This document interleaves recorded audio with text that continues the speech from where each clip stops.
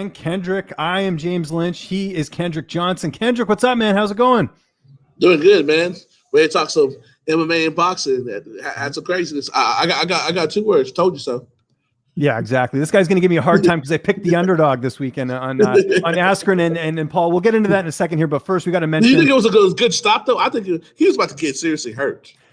I think other refs would have let that go. We'll ask Eric Nicksick about this. We'll definitely get into it because I think a lot of refs would have let that go on. I'm not saying Askren would have come back, but I'm saying that I think some refs would have let that go on because he got back up, man. If it was a championship fight, yeah. In a regular fight, hell no. Did you see he knocks up, he's wobbling, he tells him to come, he takes steps forward backwards, then he kind of plods forward, and then he looks and tells him to move to the left, and then he waved it off. If it's a championship fight, if it's Wilder Fury, no question, we fighting. Yeah. If it's Paul Askren. we'll get into that with Eric in a second here. But yeah, I do want to mention we do have Eric Nicksick, Ray Flores joining us here on the program as well around 5:30 Eastern, 2:30 Pacific as well here on the program. A couple quick housekeeping notes before we bring on our first guest, Eric Nicksick. Producer Phil is joining us here. We now have a producer for the show. Super thrilled about that. One of the best in the business. So really happy to have Phil on our side and helping us out with the production of this show. And happy to have you guys here live. I know last week we weren't live, but we pre-recorded. We're hoping to do this show live every single week. So yeah, that's sort of the plan there. But what were you going to say, Kendrick, as I interrupted you? We told y'all from day episode 1, we're going to change the game. We got people thought, hey, why is this Canadian and his brother from Texas teaming up? Now y'all starting to see why. Each week, we making it happen. Yeah, exactly. Consistency is the key. Well, let's not waste any time.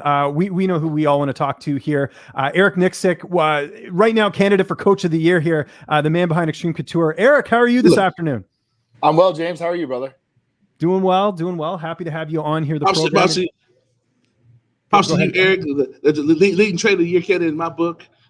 2 champions. Thank you, Kendrick. Yeah, we were kind of talking off air there, Eric.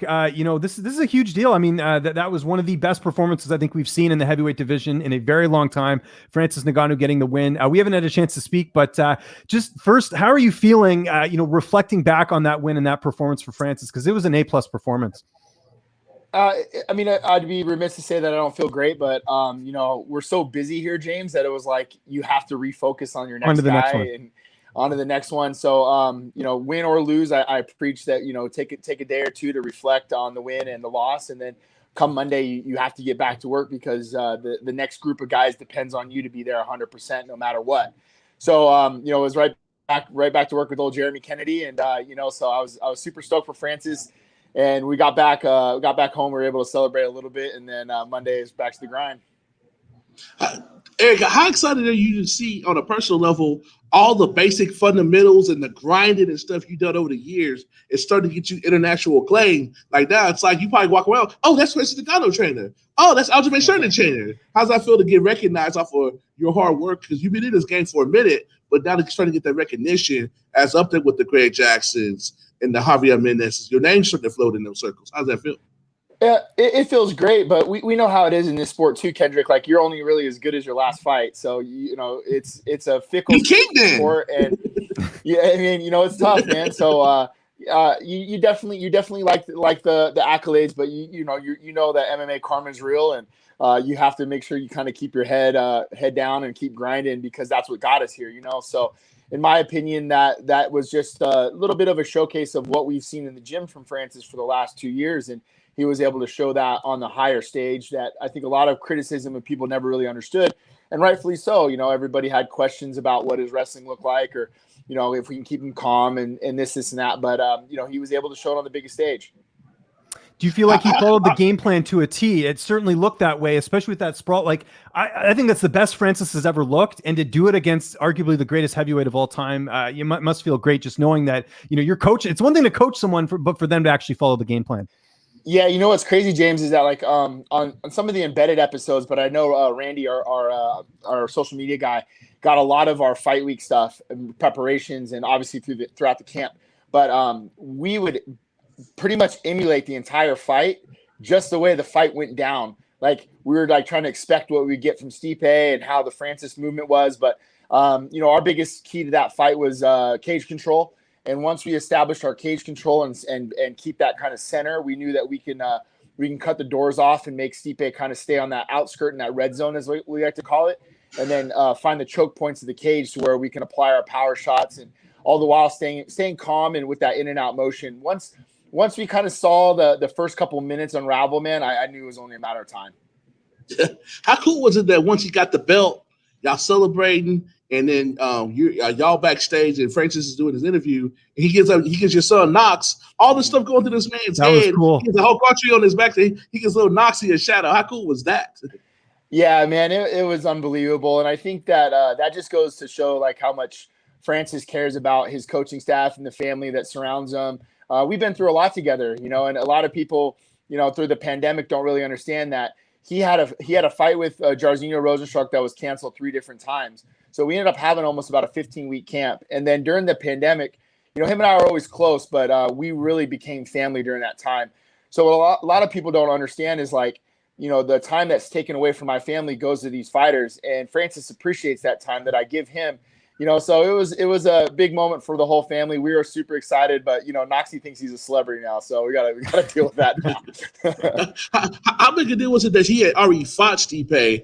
How much did that help preparation? Had he not, y'all had never fought him before, do you think it would have been easier or harder for what the end result ended up being? Kendrick, I think that's some of the best information you're going to get from a guy when he fought Stipe the first time. He understood what we're looking for, what it felt like to be there. He had the best information I can get as a coach, just to understand, where his headspace was even. Some of the things that he felt in the cage, some of the things he was feeling leading up to. So he was my best source of information to put together the right game plan to go and execute against Stipe. So I think fighting him really helped us a lot. Of course, I think it made Francis the man he is today, definitely, because I think he needed that loss to refocus and understand what he needed to do. Now, obviously, we got a lot to talk about. You train a lot of people in terms of Xtreme Couture. It's a big gym, and we'll certainly get into that in a second. But we got to talk about this Ben Askren, Jake Paul thing. We won't spend too much time in it. I know some people are, annoyed with it, but we do. I mean, it was the talk of this weekend. I feel really bad for Robert Whittaker because everyone was talking about this Ben Askren fight. Did you have a chance to watch the fight, Eric? Because I know a lot of people either watched it other ways as opposed to actually purchasing it. Others watched the replay, and others didn't even watch it live. So where do you stand? Did you have a chance to watch the fight yet? No, like Francis was over at the house. Myself and Danny Davis, we just watched Whittaker and Gaslam, and then it was pretty much on social media the entire fight. Like that's all we saw, and then we were just kind of giggling about it. It is what it is. I think it was a beautiful opportunity to make some good money. That's the way I look at it. I didn't invest any time or effort, or I didn't have any banter or dialogue back and forth when people asked me. I was like, I don't really give 2 shits about it, but good luck. Make your money and go. Hey, does it blow your mind? They sold 1.3 million buys. Like people at UFC are not putting up those numbers. It definitely blows my mind. But what I hope for is kind of what James alluded to, is that there's a cross of demographics, that some of those people that might not watch MMA might carry over and watch some MMA and start boosting those numbers for MMA. Because, it's shameful to see that the paydays for what Whittaker and Gaslam got compared to what, Paul and Ben got. Those two put 5 rounds in of a complete war, and one guy was paid more than the 2 combined. Don't you think, though, it's the 2021 celebrity boxing? Like, people forget that in the 90s, I mean, I'm old enough, we're all, around the same age. Like that was the highest rated program, sports on Fox, was the celebrity boxing. This is the equivalent of that now. YouTube stars, they're your, washed up celebrities now, essentially, of what we used to see back in the day in, Joey Buttafuoco, whoever, right? I mean, this is the 2021 version of that. I think regardless of if Triller's around or not, I mean, that could be debated itself. I think this is something that we're going to continue to see, just because people know there's money to be made, and Kendrick just gave the numbers out there. It's obviously viable in terms of the financial side of it. Absolutely. And man, I've been in the sport for 14 years, and I've seen guys that were fighting for, $500, and just the way the sports has developed. And then now the people that are jumping in, if you can get paid at any way you can do it, go after it, take the bag while you can. But yeah, I remember those celebrity boxings, and those things were the best to watch because there was some intrigue behind it. I think that's kind of what people are looking for now. You see a lot of hats getting thrown in the ring when they saw those paydays. Yeah, it was crazy. You remember Kendall Gill boxed? Do you remember Kendall Gill, the NBA player? The ball player. And he got hurt. He got knocked out pretty badly too. Yeah, it wasn't very good on that. But yeah, so yeah, we had that's our Askren Paul quota for today. I don't want to spend too much time on it. As like I said, you mentioned Whitaker and Gaslam. Robert Whitaker, I thought, put on an incredible performance. It's very. I've said this even before we're going to recap this fight. Was that I don't know of a champion that's had to fight 3 contenders since losing their belt. Robert Whitaker's done that, and he did it against a really tough guy in Calvin Gaslam, the same Calvin Gaslam who dropped Israel Adesanya in his fight. Just your thoughts on Whitaker's performance and him still competing at a high level when a lot of people, I think, wrote him off after that loss to Adesanya. Guys, he is by far one of the best guys when you sit down and break down striking wise next to Israel Adesanya. Like he's a dream come true for me. Like when I get to watch him and actually like break him down. I don't know if you guys watched on my IG video. I do a little 2-minute breakdown of kind of what I felt both fighters would do. And that was exactly what I saw him doing in that fight, and even some of the stuff that Gaslam put together. But he's a master chess player when it comes to striking and what he does and how he dictates movement, how he controls the cage, even sprinkling some of the wrestling stuff. Now, think about what some of that wrestling stuff does, not for the Gaslam fight, but what it does for the game plan for the next fight for Israel. You have to prepare for that just because you see it on tape. It's just like in any football game. Sometimes you would run plays, not for the game itself, but for the opponent next week. Right, you got to play a little bit of chess. Eric, I haven't said this on this podcast, but other shows I've been on. Why do people in MMA think getting hit is cool? That's like the dumbest thing ever. But people think it's cool to get hit, and you got somebody that is counter striking like Robert did, or has that type of slick style. People think they're most of the time consider him a boring fighter. Why do people think that you got to get into a war to quote unquote be cool? Yeah, I don't understand that either, because when I think about it, I want longevity. I want to be around this sport for a long time, and I want to save my brain functionality for when I get older. I want to know who my grandkids are, and when I watch Robert Whitaker, man, he's just super slick, and I've had a corner against him with Brad Tavares. I've been in the locker room with him. I've seen his workouts. He's one of my favorite guys to watch as a coach. From a coach's perspective, you get a lot of good insight from what this guy does on a day-to-day basis. And how can you not like the kid, man? I know he doesn't he's not brash. He's not, big and talks a lot of trash. But, man, I like his attitude, and I like how hard the kid works. And also – now keep the spotlight on you. How cool is it that you got people all over the world now coming to Las Vegas to be part of that Eric Nicksick system? Well, Kendrick, it's a catch-22 at times, man. Like, it's also not a magic wand. I feel like you have to be a part of the system for a long time and understand the terminologies and understand the kind of our work ethic here at Xtreme Couture. It's not necessarily my way, it's our way. I think every one of our coaches here is a great coach, and that they can lead anybody to that ability. And I think that's the thing that people don't really understand. It's like, we have Aljo, we have Francis, we have these guys. Some of these guys were very, very good before they came over to Xtreme Couture, right? So, we just kind of tightened things up and added to their already really good system that they have. But, for me, man, it's a good problem to have. I like being busy. But at the same time, I've had to turn a couple people away. And it's just like, look, man, for one, I don't have enough time because, I think that I start getting myself stretched a little thin, and the people that are important lose out on that time. But, the main thing is it's no magic wand. You can't just come to Xtreme Couture and all of a sudden be Francis Ngannou, So, but, it's champion. Yeah, exactly. Yeah, exactly. Well, I know you ran into that problem recently. I was just interviewing Cody Stamen, and I know that obviously he's fighting Merab. Merab's a teammate of Aljo. I know he's down there. I know Merab's actually training at Syndicate now for that exact reason, because obviously he doesn't want to run into his opponent. Do you get that every now and then where you had that with Burchak and Gustavo Lopez, right? Same sort of thing. Yeah, and for me, it's never really been an issue because of my upbringing with Randy. Randy never gave a shit. Randy was like, yo, if you're here, I don't care. You could spar on the other side of the room. And we've had that quite regularly here at Xtreme Couture. Evan Dunham fought Tyson Griffin on short notice. Stephan Bonner fought Mark Coleman. Randy fought Mark Coleman. He didn't care. So our upbringing, for me at least, our lineage has been like, we don't care.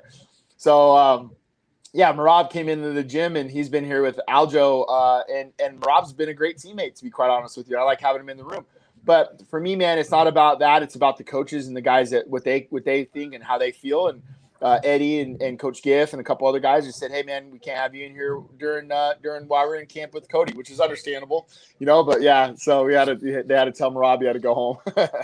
Yeah, which sucks. He's a nice guy, but it's like you can't, obviously you guys are fighting, so it's, it makes things a little bit awkward there as well. I said just throw him in the cage.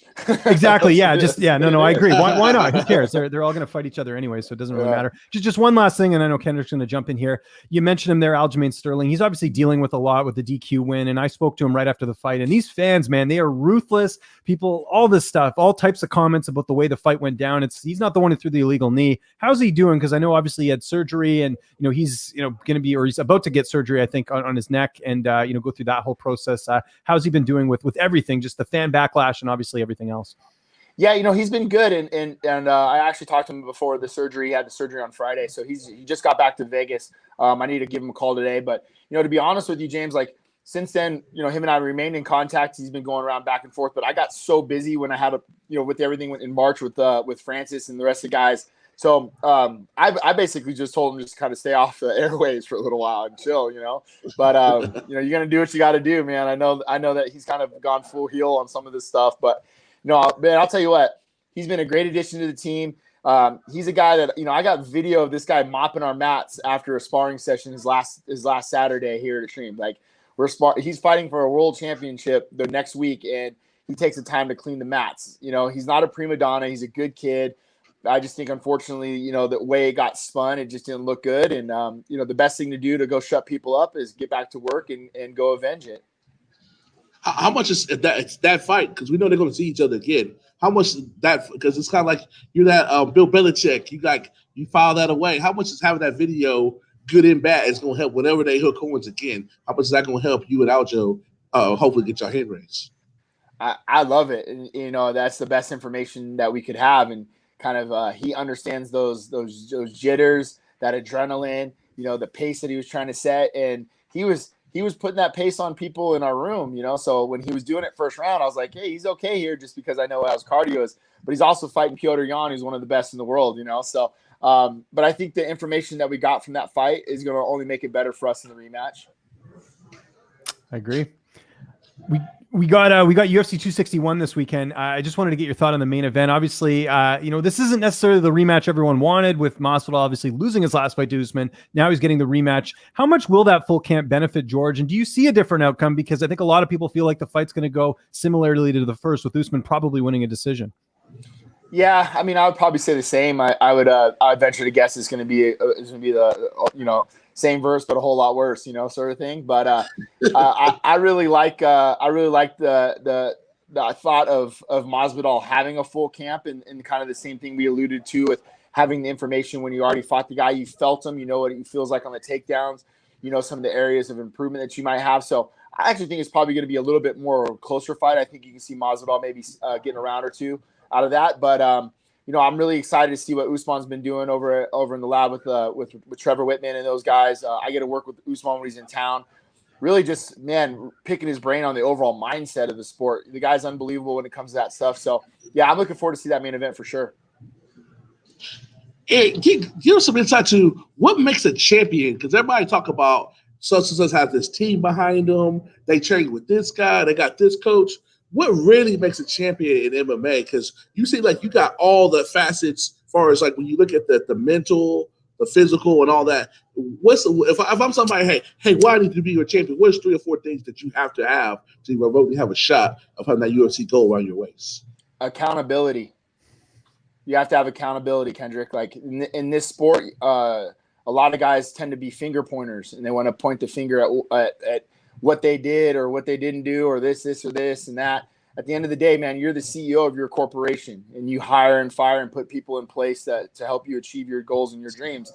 And if anybody in that corporation is not rowing the boat in the same direction, you're not going anywhere. You're going to be stuck with what you're dealing with. So this sport, I mean, you see the most entitled people, they think they deserve and they get and they should be handed to. And then you see guys who just like the Dan Iges of the world who don't say shit. They just put their head down, they grind, and you point them in the right direction, and they're going to work their ass off. And to be quite honest with you, a guy like Dan Ige on paper, when you first meet the kid, I don't think anybody really thought he would be in the position that he is today. But when you talk about his work ethic and his desire and how hard he is in the room, to him being a top 10 featherweight in the UFC is no surprise by me. I like his low key nickname. I was in Houston when he was on that 50K street, 50K Ingay. 50K Ingay.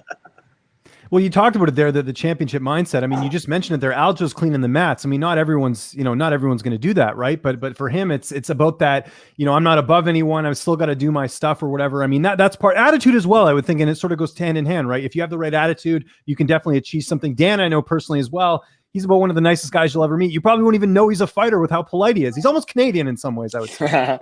No, I agree. And I think that, the little intangibles add up. And we call them crumbs. Like I tell guys, don't leave any crumbs behind. And crumbs of regret, right? Crumbs of the regret of a camp or a lifestyle that I think that when you get done with the fight or you get done with your career and you look back, you're like, man, I certainly left a lot of crumbs behind.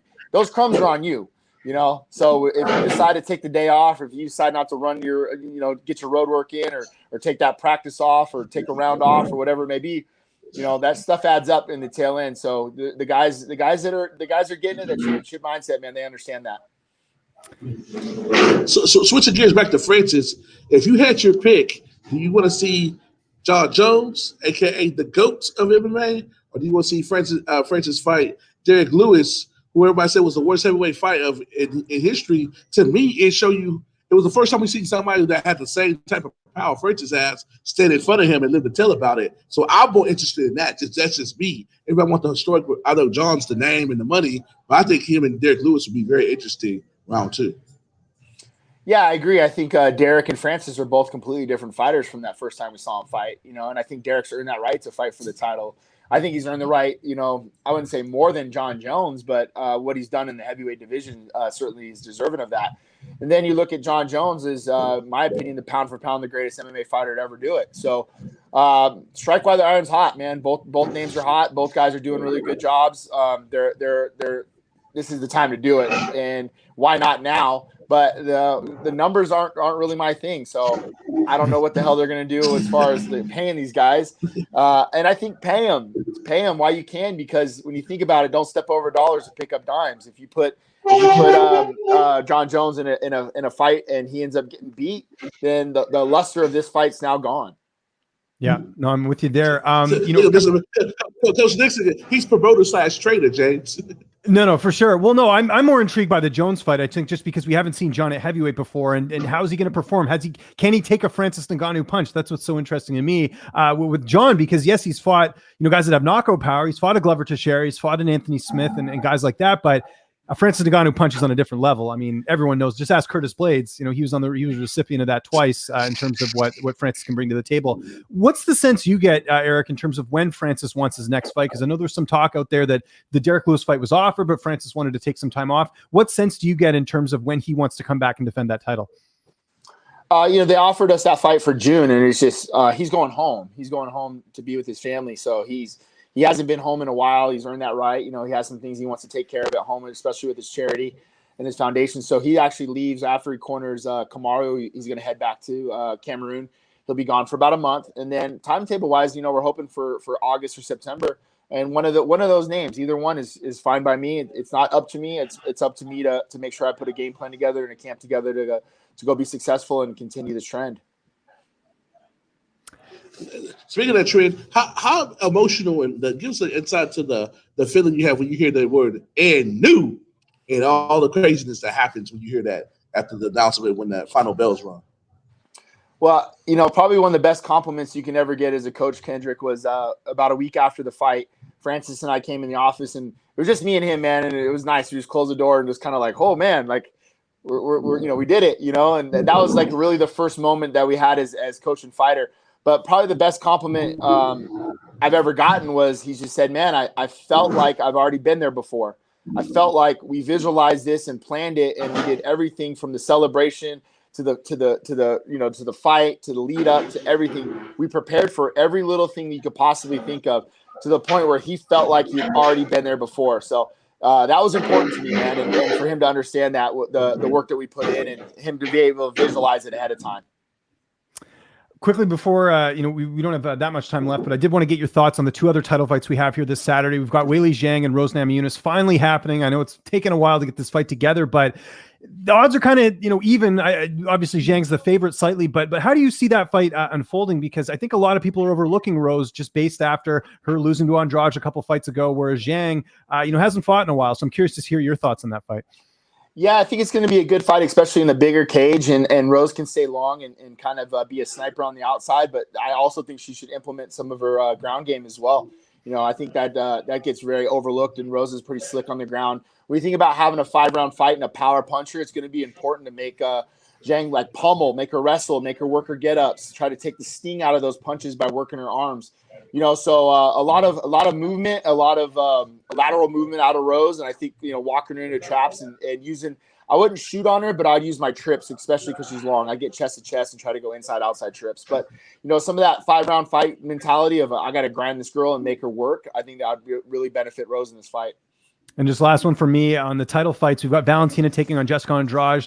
I think outside of Amanda Nunes, this is probably the most interesting matchup that Valentina's had in a while in terms of the 125-pound division, with Andrade having that knockout power. You saw what she did to Caitlin Chukagian. You saw what she did, a couple fights ago at strawweight against, the likes of Rose and also Karolina Kowalkiewicz. What are you expecting from that fight? Because I looked on the betting lines just out of curiosity. Valentina's minus 400, which you would think is pretty sizable favorite, but that's actually pretty low because usually Valentina's in the 1,000s. I know you prepped Jessica I for her. How do you look at this matchup? Man, it's 1A and 1B for me as far as the GOATs go in the female division, and pound for pound to me, like Valentina is just an absolute savage. I just see this just her walking through it. To be honest with you, man, like there's not one hole or one weakness in this girl's game. That woman gave me nightmares for 10 weeks, just trying to figure out. She got you nightmares. Oh man, just trying to find just something, just chink in her armor, and there's nothing there, bro. There really isn't. I think she's unbelievably talented. She's very well coached. Even more so her headspace and just the way she approaches the game. She's gonna go down as one of the greatest to ever do it, man. And male or female, doesn't matter. I'll pick it back off that. I asked Caitlin Chukagian right before she fought Valentina, she got pissed off at me. But how does it have an athlete, any woman in the division, to know you need your personal best just to compete with this lady? It's really that big of a gap. It's not like talking shit. She needs their personal best just to compete. Yeah. So how do you tell your fighter that? How do you prepare your fighters to deal with all that? You need your personal best, and you need a crowbar to come in there with you, because she's that good. She really is. She's that good. And you're right, man. It's hard because there is that head game you have to play with your fighter and getting them to believe, but you have to just almost find like one little thing to hang your hat on and then really chip away at that one little thing and hope that the whole thing comes crashing down. It's like if you want to break a dam down or a Hoover Dam, it's like you got to find one little crack or crevice and you got to chip away at that one thing. But I'll tell you what, man, there's not too many cracks in that girl's game. None at all. And final question for me, Eric, what else do you need to do in 2021 to make this the year of Nicksick? I don't know, Kendrick. I think just keeping my head down and grind, man. There's so many good coaches out there, great coaches out there, and I think guys are having a very good year. We've had a very good first quarter, but we have to keep that same energy, man. Honestly, I feel like the real work has begun now. We've been on the game for a long time. James has known me for a long time. We've been producing very good fighters. Now we're kind of hitting that, people are really, really understanding what we're doing here. Now the spotlight's on us. So now it's not the time to be complacent. Now is the time to really focus on what got us here. And furthermore, we're going to have to evolve our game even more and push harder. So I appreciate the compliment, but, it's got a long year to go. We just got a couple seconds left here. What's on the agenda for you travel-wise? I know you got a lot of fights coming up. We've got, obviously, you mentioned the Dan Ige fight. I know that's whiles away, but we've got Miesha Tate in July. What's on the docket for you travel-wise coming up here? Travel, I'm actually pretty good as long as they don't change anything on me. I don't know, but I got Kai Kamaka coming up May 1st. That'll be here in Vegas. Walt Harris just came out to Vegas to train with me, so nice. It'll be Walt Harris, Maki Patolo, and Roman Valdez on the June 5th card. Dan Ige, June 19th. Puna Soriano, June 26th, and then Brad Tavares, July 10th. That's on my schedule right now. Coach Eric, thank you so much for doing this, man. We really appreciate it. Anything you want to? Sorry, go ahead, Kendrick. Sorry. Appreciate your time, but I'll be stepping foot in the gym sometime soon. In the next couple of months, I'll be making my Xtreme Couture debut in Las Vegas. Yes, sir. Come through. Thank you guys for having me, man. Thank you so much, Eric. Really appreciate it, and we'll talk soon. All right, James. Good talk to you guys. All right, appreciate it, Eric. All right, later. There you go. That is Eric Nicksick, head coach of Xtreme Couture, one of the nicest guys ever, and he was definitely doing that in the office of Xtreme Couture because I've been in there doing an interview with him. I recognize all the posters. I have not been as much as I've been. You got to go, Kendrick. Next time you're in Vegas. Vegas. I got a VIP pass to Mayweather Gym, but I've never been to Xtreme Couture. Oh, you got to go. I've been a bunch of times. Yeah, next time, like I said, once Trudeau lets me out of the border, I'll be down there and doing some stuff. From producer Phil knows what I'm talking about there. We've got Ray coming in here. Ray Flores is going to be joining us in the program. You want to introduce him here, Kendrick? Oh, we ready to roll? Okay. We are ready to roll. Let's welcome our next cast. We keep it rolling, keep it in 1-2, doing what we do, freestyling and flowing. Please welcome my guest, PBC announcer, and one of the best all-around guys in the combat sports world. I got to add combat sports. He's not just a boxing guy no more. After this weekend, kicking it with Snoop Dogg, fresh off the Triller show this weekend. Please welcome Mr. Ray Flores to the show. What's up, guys? How are you? We're doing well. Not as how you doing, man? Hey, have you got off that contact high from this weekend? You know what? Yeah, I came down a little bit yesterday, but I'm still high on life, man. What a weekend for combat sports with Triller Fight Club, guys. I mean, unbelievable, right? How did that event compare to some of the other events you've been a part of? Because it was with the 5-man booth, with the concerts. I mean, it was really a spectacle on the weekend, and everyone was talking about it. Bieber E40. Yeah, I mean, it was kind of what I had thought. I mean, nothing can ever prepare you for everything that happened over the course of that show, which it was a freaking blast.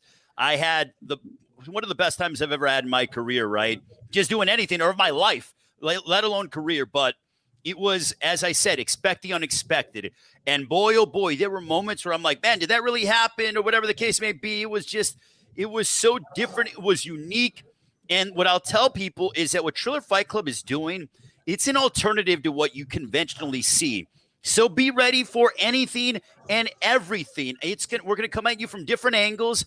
A lot of times, I didn't even know what was going to be coming up. Like, I knew the order of the fights, but I didn't know that this was going to happen. That was going to happen because things change. But you know what? That's what makes Triller Fight Club so different and so much fun, because when I don't even know what's going to happen or have an idea of like, okay, I know this element's going to lead to this and that element's going to lead to that, whatever, like it makes it fun. It's unique. It's organic. You're literally getting our true reaction. So that's why the fights were so much fun. The entertainment. I mean, that's what you got for 4 hours. It was wall-to-wall entertainment. And it was like, did that happen? Oh man, this is happening now. Like what? Yeah, no, it was insane. I got to ask, just as someone who's done commentary myself, how do you try and get a word in when you've got all these other, because that's difficult. I know you guys are all friends and it's, there's a lot of camaraderie there, but it's still, when you're trying to do a job and you got, 3 other people talking, or 4 in your case, how did you deal with that? I mean, it's just, honestly, it's a balancing act, making sure everyone is heard and just, kind of letting the conversation flow organically. So, if there was a situation where like Snoop was saying something or telling a cool story, do you really think that I'm going to get in the way of hearing some knowledge from Snoop to be like, he landed the right hand? Oh my goodness. No, I'm going to let him go and say what's on his mind. If Pete Davidson wants to come out and just pop in and start saying something, I'm going to let Pete Davidson talk. I'm not going to be like, oh yes, and he, the fighter A grew up in Philadelphia, Pennsylvania, and was, whatever. No, like, it's honestly like we were at a house hanging out, having a couple of cocktails or whatever everyone, was enjoying. And we're watching fights and we're kind of letting the audience know what, from our perspective, as to what's going on. So it's very like, hey, come and hang out with us. We got a big party going on and we got fights and we got a kick-ass concert happening as well. Was that the best case scenario for the event, with the fact that Jake got a quick win? I mean, I don't think it gets any better than that. Jake was the guy you wanted. He's the guy that's going to carry a lot of what you guys are planning on doing in terms of his popularity, as opposed to a guy like Askren, who's 36. Was that the best case scenario for what happened on Saturday? I mean, I don't know if that's the best case scenario, but all I say is, from my standpoint, is that Triller's becoming its own, Triller Fight Club is becoming its own monster that, listen, even if Jake knocked him out 4th, 5th round, whatever, I mean, people got entertainment. So, if somehow Jake were to lose, I still think Triller Fight Club's going to thrive. But the fact that this kid went out there and in under 2 minutes goes ahead and wipes out Ben Askren, it certainly doesn't hurt what Triller's trying to do. So it's just becoming, what you're going to get is you're going to get some unique fights, some high-level names, but you're going to get an experience. So I can't wait for fans to come to the event on June 5th, especially with Teofimo and Kambosos, to not only experience the fights, but experience the Triller Fight Club experience, the aura, the energy, the spectacle that is Triller. Hey, I'm ready, man. I'll be making my Miami debut. Teofimo was just on 2 weeks ago. What people realize that is a legit fight, and they had real beef on that press conference. You almost got to be a referee on Friday. I didn't want to be that, but you know what? Like, I'm from Chicago, so duty calls, right? So my whole thing is, like, when they started talking, I felt the tension. I'll be honest with you both. I felt the tension as soon as they sat down, and I got 30 seconds into it. I'm like, because I'm a vibe guy, right? So I feel things out, and I'm like, these guys don't like each other. And they were already kind of testing. I'm like, oh, boy. And then they started kind of getting up and stuff like that. And my whole mindset is, I need to protect this, because if somehow anything crazy happens or they get injured, I don't want them to mess up their money, because I don't want them to mess up my money. And I don't want them to mess up what Triller's investing. I'm like, listen, I'd rather get a hit. Not that I want to get it, because I don't want to even take a punch from them. I'd rather get hurt. And I assume that, Triller has really good insurance. So I'm like, all right, like, if I get hurt, whatever, at least it's me. And I'm good, right? I'll be all right. Just don't hit me in the jaw. Like, that's why I was moving my head a little bit, if you noticed. Like, I was moving my head because I was, don't ever keep your head stationary. So I was trying to maintain the peace. How cool is it to be when something go viral with Stu? Get my motherfucking money! Get my money! Get my money, Jimmy! And you're right there next to him. It's like we're hearing it on TV and it's hilarious, but you're like right there. He's all blinged out with his Stoop jacket. How cool is that? And that's something you can't replicate. Listen, I was just sitting back, like, letting him do his thing. I'm watching, because I'm so locked in. Like, my focus when it comes to a show, like, I don't really hear much else going on besides of what's through my headset and what my focus is. So I'm that locked in. It's kind of like a fighter when they get in the ring and they're like, I really don't hear the crowd. I don't really hear much else besides what's going on and what's in front of me. So I'm so locked in that I'm just sitting back watching him and kind of reacting as to what he's doing. But I'm letting the moment just be natural. It's like I'm sitting on the couch next to him and I'm watching and listening to his natural reaction after that fight. You talked a bit there about how Triller's a whole experience, and we certainly got that with the concerts and the pacing and everything. It was a very unique show. From the MMA side of things, which is where I'm sort of my world is there's a lot of people upset about it, saying this is ridiculous, it's a circus, whatever. Do you not think, though, it's its own entity? Like, I feel like it has no impact on MMA. It has no impact on what's going on in boxing because it's its own experience, its own event. Do you agree with that, or do you think that there is a case there from some of these critics? No, you know why? Because they're trying to be boring. It's like, listen, this is the entertainment business. Triller's not telling you, like, you're going to get, we're getting some damn good fighters, over the course of what Triller's trying to do, but they're not saying, we're going to focus in on being the number one pound for pound mythical this and mythical that. And, the WSBC championship of the world will always be on the line or whatever the case may be. It's not what we're doing. We're bringing you entertainment from all different angles, music, entertainment, boxing. You're going to get unique matchups in the combat sports world and stuff. I think that Triller Fight Club is going to make everybody, MMA, boxing, even pro wrestling, better, because they realize that not only do you have to put on the fights, but you can't be old and sleepy and boring. People want new. People want fresh. People want exciting. And that's what Triller's all about. When I talk, listen, Ryan Kavanaugh, by the way, is the freaking man, because I asked him before when we were getting ready to go on the air. I'm like, hey, you got any words for me, whatever? Like, what do you think? And he goes, be you. He goes, be you. I want your natural reaction. Be you. I want you to be just as natural as you can be. And I go, yeah? He goes, yeah. He goes, and if you want a drink, you can go and have a drink. I'm like, what? He goes, yeah, if you want to have a drink, whatever. He goes, you know what? Yeah, go get a drink right now. And I'm like, really? He goes, yeah, go get a drink right now. So I went and got myself a drink. So why not? You know what I mean? I wasn't like drunk or whatever the case may be, but it's like, that's what it was. They wanted your natural reaction. I'm like, this is freaking awesome. And he's like, yeah, enjoy the music too. I'm like, this is nuts. And I loved it. It's like, that's what you get on Triller Fight Club. What did you think of Frank Mir, boxing Steve Cunningham? Because, for us, we're very familiar with him. I thought, here's the thing with Frank is that I think because of what happened in the main event, that kind of got overshadowed. That I thought Frank actually looked pretty good, even though he ended up losing. But just to see him go out there and put on a performance, I think that was one of the underrated storylines that came out of this. 100%. Listen, Frank Mir told us during fighter meetings, he said, if I go ahead and even if I go the distance with Steve Cunningham, I consider that a win. And the bottom line is that even though he outweighed him by, 60 to 70 pounds, doesn't matter. Steve Cunningham, Kendrick, this, is only one of 2 guys to put Tyson Fury on his back. And yet Frank Mir goes out there and goes 6 rounds with Steve Cunningham. Steve USS Cunningham, not the USSA Cunningham, as Oscar De La Hoya was saying, who I thought was funny as heck on Saturday. But it was like, I'm like, man, Frank Mir went the distance with Steve Cunningham. That shows guts. That shows determination.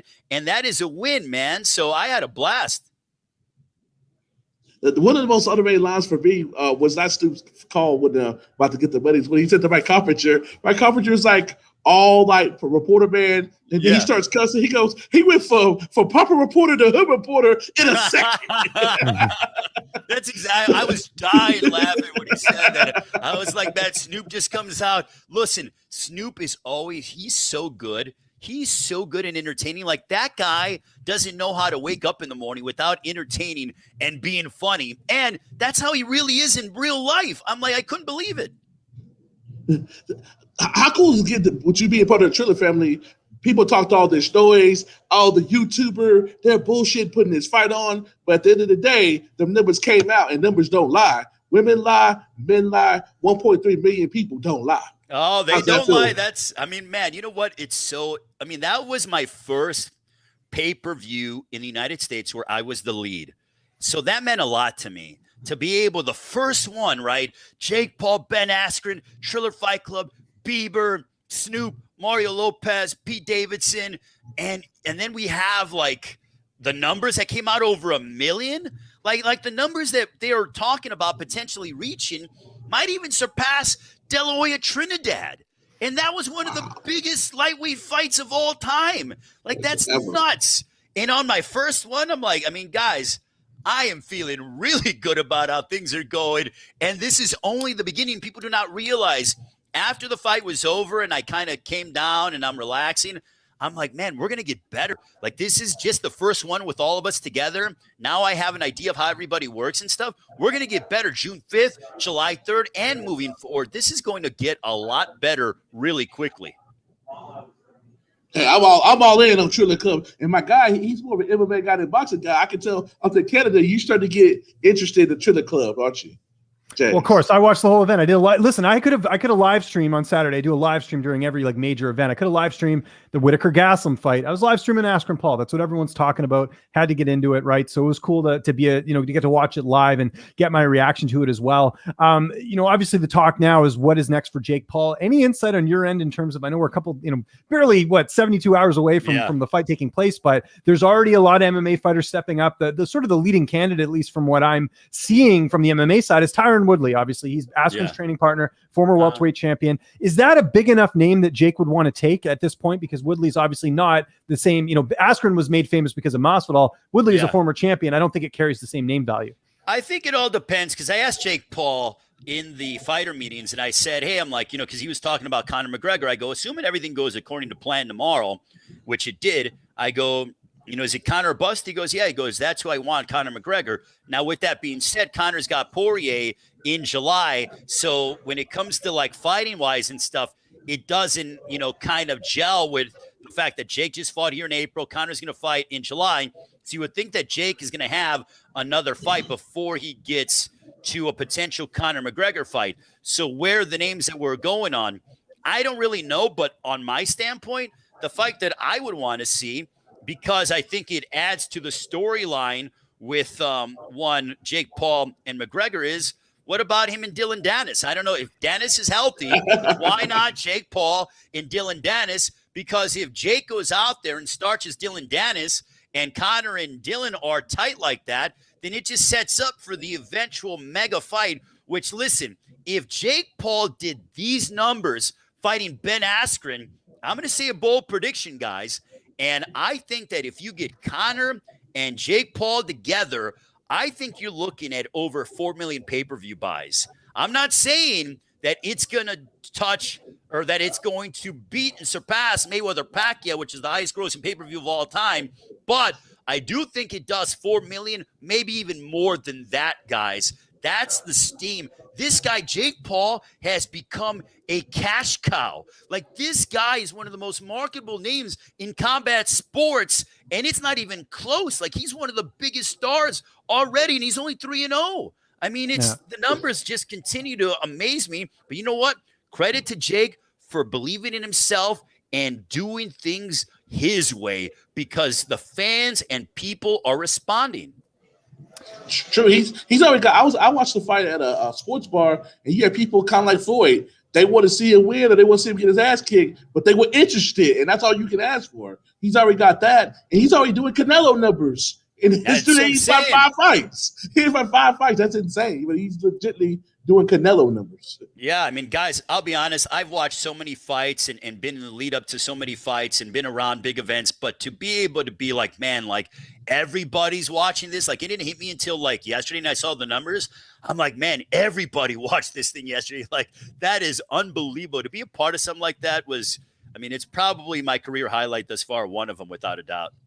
You mentioned Dylan Dennis. The one thing I'm a bit concerned about with Dennis that I do wonder if they would be holding him back, is he's under contract with Bellator. I do wonder if Scott Coker would let him out of that to go take that fight, or if he says, no, we're going to keep him because he's an asset for us and we don't want him getting hurt. Is that something that I don't know, has that been discussed at all? Is that something you've ever heard of? No, I mean, I'm just the one throwing it out there. I mean, I have no. It makes sense what you're saying. No, but I'm just like, listen, I'm like, Jake Paul and Dylan Dennis as Conor's fighting Poirier, and then it just makes, if Jake's able to win and beat Dylan Dennis, then it makes sense and stuff. If I'm Scott Coker, though, why wouldn't I let my guy and Dylan Dennis go over to Triller Fight Club and get the amount of eyeballs and the attention? Because even in a win or lose, Dylan Dennis becomes so much more marketable coming back to Bellator because of the attention that he's going to get.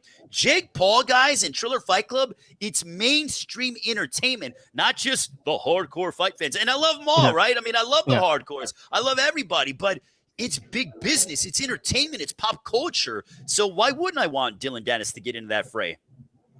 That leads me to my question, Ray. How big a deal do you think, if he does this another 2 times, do you think he's going to change the way the PBCs, the Top Ranks, the Golden Boys, and the Zone/Matchroom Eddie Hearn faction do all the nonsense we know in the boxing world, all the politics? Do you think that's going to make them basically have to change their game to stay in business? I don't think it's going to make them change their game, because Triller is its own thing. Like what they're doing over there with Ryan Kavanaugh and the production team and Snoop. I mean, it takes a lot of creative minds to put together something like that. It's not something that you're like, okay, bing, I'm going to follow their recipe. You know why? Because you can't. There are too many creative people in that aspect that understand entertainment. I think you can get a little bit of different versions of, you can get a little more pizzazz with boxing and with combat sports. And you know what, guys? That's okay. That's fine, because more pizzazz never hurt anybody. But the way that Triller's doing things, it's something that, if you try to follow it, then you're going to look like a cheap imitation. I think everyone needs to keep doing what they're doing, but find out what they can do to entertain people within the parameters of who they are. So stay within your box and know what your limitations are, and just play to your strengths, but just add more bells and whistles that you're comfortable with. Because what we did on Triller, like Fox might not be comfortable with, or DAZN might not be comfortable with. That's okay. Just do what you're comfortable with and do it well. He's like, stay in your lane, do your thing. No, stay in your lane, do your thing, and do it within reason. Like, don't try to be fake. And that's the thing. When I was on the air on Saturday, guys, I wasn't fake. Like, I was authentic. Like, that's who I am. Like, if you hang out with me in downtown Chicago on a Saturday night that I'm off, that's kind of like how I am. So, or just Vegas, or Vegas, yeah, exactly. You see me in Vegas how many times, Kendrick? Come on now. That's like being raised home away from home. Yeah. No, I love Vegas as well. Just question on Conor McGregor, and maybe this is kind of an ignorant question, but I am curious about this, and I know money talks. So I'm going to preface it by saying that Is there any concerns about sanctioning a Jake Paul and Conor McGregor fight from the standpoint of Conor just being a legit striker, a guy that's knocked out Jose Aldo, a guy that can, probably has the best power, one of the best power punchers in the UFC? Going from Ben Askren to that seems like a bit of a jump. Is there any concerns from a commission standpoint of trying to put that fight together? No, I don't think so, because the fact that, Jake is 190 or so they're going to have to meet. Conor would have to fight him in a heavier weight class. So you're looking at maybe like 75 or 80. So it's like you look at like the skill level with Conor, but then you look at the size of Jake Paul, and he's 3-0, and he's, been successful and, defeated someone like a Ben Askren, who's a bad dude. I mean, Ben Askren has never failed at anything that he's done, with the exception of coming to the boxing ring. So I think that the weight difference kind of sort of evens out the skill level, which, everyone that I've talked to, Jake Paul can punch. He's athletic. He works with quality people, work with Jean Pascal, Andrew Tabiti. So, I mean, the guy's got some talent without question. Is that the same reason why Logan and Floyd was okay, because of the weight difference? Is that sort of the same line of thinking there? Yeah, I think so. I think it's the fact that, Logan Paul proved that he can defend himself, and the weight difference and stuff like that. So it just all depends on the rules and what the commission is able to, feel comfortable with and stuff like that. So it just all depends on the commission. I'm going to throw one more name out here, and then Kendrick will get his question. I know, just because I'm on a roll here. I'm thinking of some cool stuff. Here's a name I'd like to see, and I know this kind of spoils the McGregor thing, what you were talking about. How about Nick Diaz? And the reason I bring Nick up as opposed to Nate's currently fighting. Nick hasn't fought in a couple of years. He's a huge name. People still want to see him come back and fight the welterweight champion, Kamaru Usman. Yeah. Is that a fight that's even on the radar at this point because of the popularity of the Diaz brothers and the fact that Nick has not fought since 2015? So they could always use that as well, saying, well, Nick's a good striker, but he hasn't fought in, over 5 years. Yeah, I think it all depends, honestly, is what Jake Paul wants to do.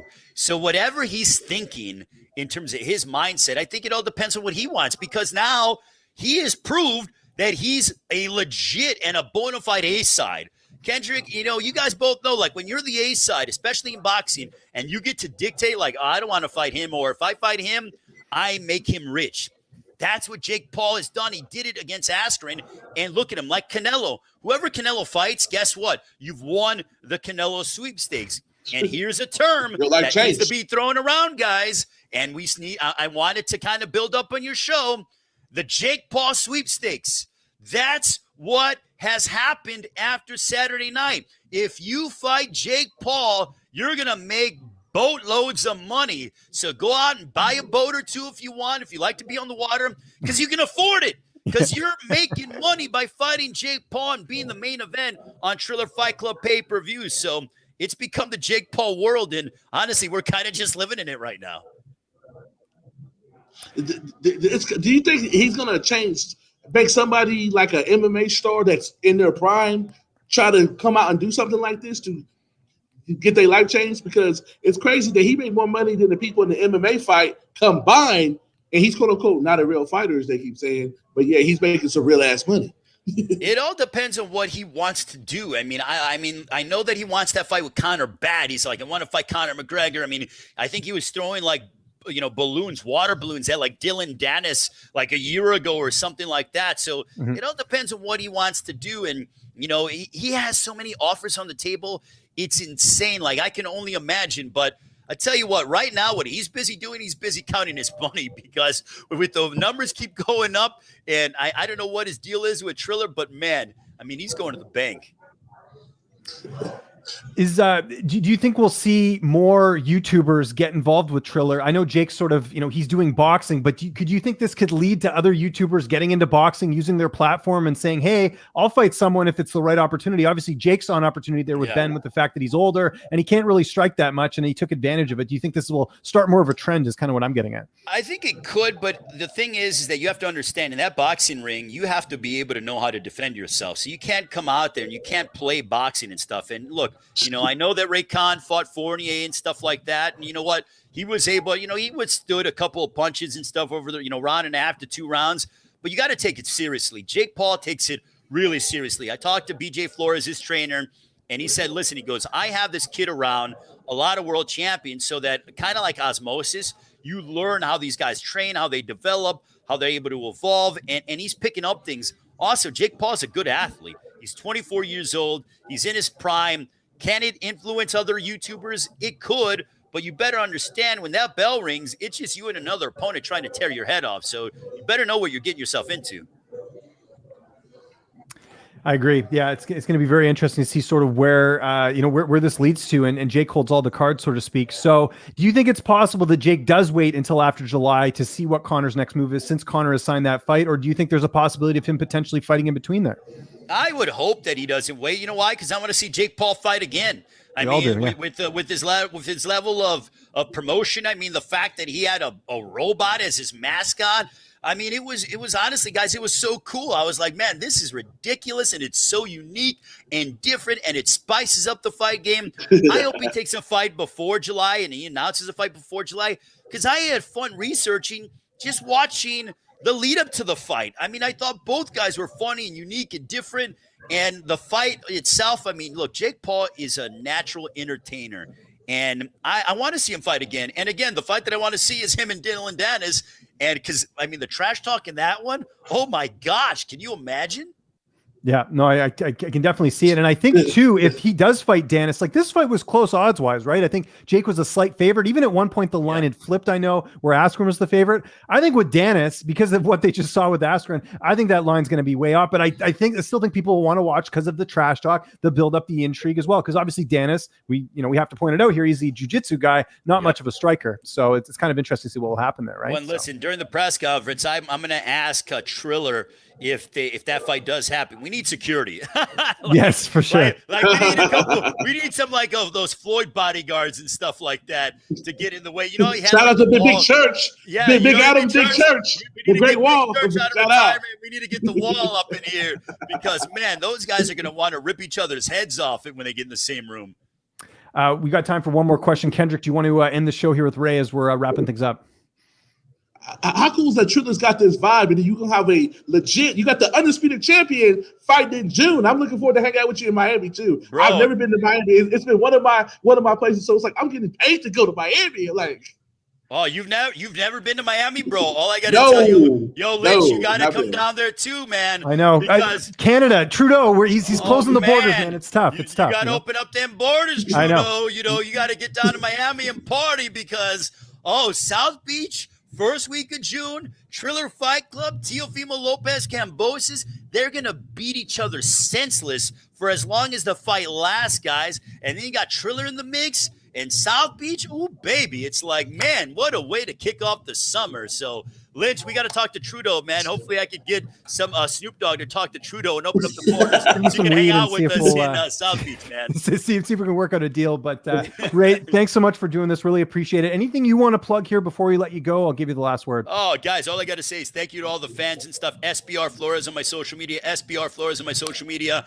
Tomorrow, PBC on FS1 here in the United States. I'll be calling it with Joe Goosen, Jordan Plant, and then Wednesday, MLW on YouTube. So check that out, doing pro wrestling for MLW as well. So tomorrow, PBC and FS1, 3 hours plus, and then Wednesday, MLW, and then looking forward to the pay-per-view with Andy Ruiz and Chris Arreola coming up on May 1. Thanks for the time. Appreciate it, Ray. This would not be the last time you have you on.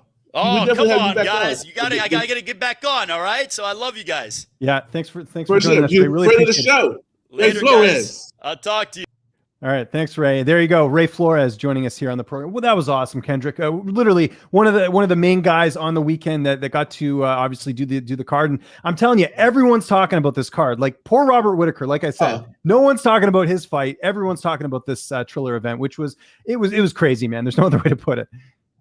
The MMA and boxing people are going to change their game. There's no way. Yeah. If I see these two making money, how I do that? Yeah, no, it's numbers don't lie. 1.3 million. That's crazy. And you're going to see more of this. I talked to Ray about it there. It's not even just Jake. We're going to see other guys come over. Trust me. But here's the thing, like he said, though, with people in the MMA and I'm an MMA person, I'm a boxing person. People that just lean on one way or another got to realize these fools have to legitimately be able to fight. That's how he can halfway fight.